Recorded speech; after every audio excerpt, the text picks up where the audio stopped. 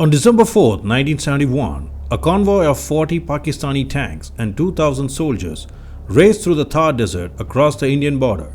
Their mission is to attack and capture the border town of Longewala in India. The ensuing battle between the Pakistani aggressors and the Indian defenders came to be called the Battle of Longewala, and it became the most cherished war in the history of the Indian subcontinent. This is the story of that heroic battle.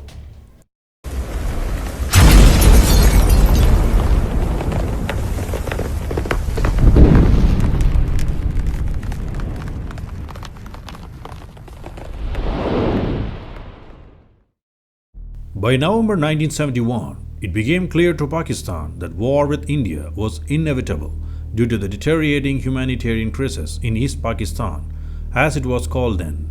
Pakistan was thoroughly convinced that East Pakistan, laying over 1,600 kilometers through land and 5,500 kilometers through sea, was undefendable. So if the war broke out, the Indian army would quickly overwhelm the Pakistani forces posted in East Pakistan.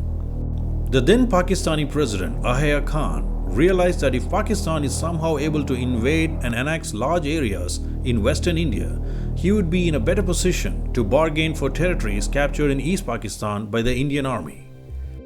India, meanwhile, drew up its battle plans to attack the town of Rahim Yar Khan. This town was of strategic importance, as capturing this town would cut off the rail as well as the road link between Sindh and Punjab, starving the Pakistani forces of fuel and ammunition delivered to Karachi.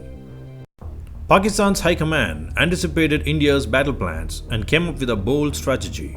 The Pakistan Army would launch a quick offensive through the towns of Longewala, Ramgarh and Jaisalmer. After taking over these towns, the infantry units would dig deep into the desert in well-fortified positions, making it difficult to free them for the Indian Army. For this purpose, a separate division, the 18th Division, was formed. This involved 2 infantry brigades and 2 armored regiments. In total, the offensive consisted of 2,000 soldiers and 40 tanks. One infantry brigade with an armored regiment will capture and establish a firm base at Longewala. The 51st Infantry Brigade and the 22nd Cavalry would then proceed beyond Longewala to capture Ramgarh and Jaisalmer. Even though Pakistan had good intelligence of the area, they made some grave mistakes. The Longewala post, which the Pakistanis thought was a BSF post, was actually an army post held by the Punjab regiment and well fortified. Moreover, the entire theatre of war was in the Thar Desert. The Pakistanis did not know that the loose sand in the Longewala area was a trap for the heavy tanks of the Pakistani army. On the Indian side, the Longewala post was held by the A Company of the 23rd Battalion of the Punjab Regiment, led by Major Kuldeep Singh Chandpuri. Chandpuri had 120 men, 1 jeep-mounted M40 recoilless rifle, a few MMGs, 81mm mortars and 10 camels of the BSF. Major Chandpuri's 120-member team was now up against 2,000 men and 40 tanks of the Pakistani army. During the night of December 4th, Major Kuldeep Singh's patrol team of 20 detected a large number of armored vehicles approaching the border post. This was also confirmed by the Army's air observation post aircraft flown by Major Atma Singh. Major Chandpuri then got in touch with the battalion headquarters, requesting urgent reinforcements and artillery support. The battalion headquarters gave him the choice of staying put and containing the attack as much as possible, or carrying out a tactical retreat to Ramgarh, as reinforcements would not be available for at least 6 hours. Major Chandpuri now had a very important decision to take.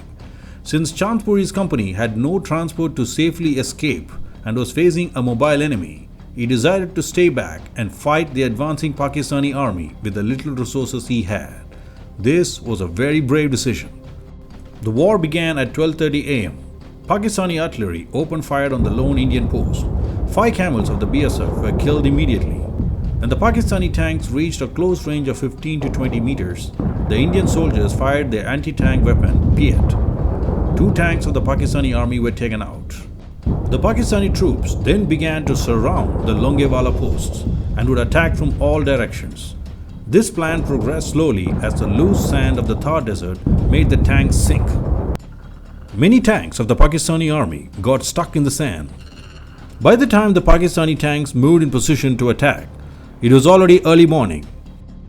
Now the Indian Air Force sent the HF-24 Maruts and Hawker Hunter jets to attack the Pakistani tanks.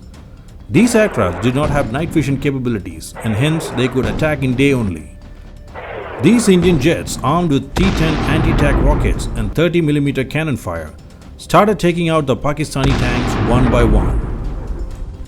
Without the support of the Pakistani Air Force, which was busy somewhere else, the Pakistani tanks became sitting ducks. The Indian jets pounded the Pakistani tanks and artillery relentlessly. By noon the next day, 22 Pakistani tanks were taken out by the Indian fighter jets.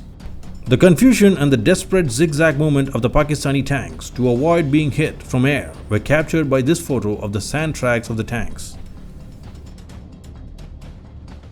Now the 20th Lancers, commanded by Colonel Bawa Gurubachan Singh, along with the 17th Battalion of the Rajputana Rifles, marched into the battle for the final assault on the Pakistani column. It was at this time that the Pakistani commanders ordered a full retreat.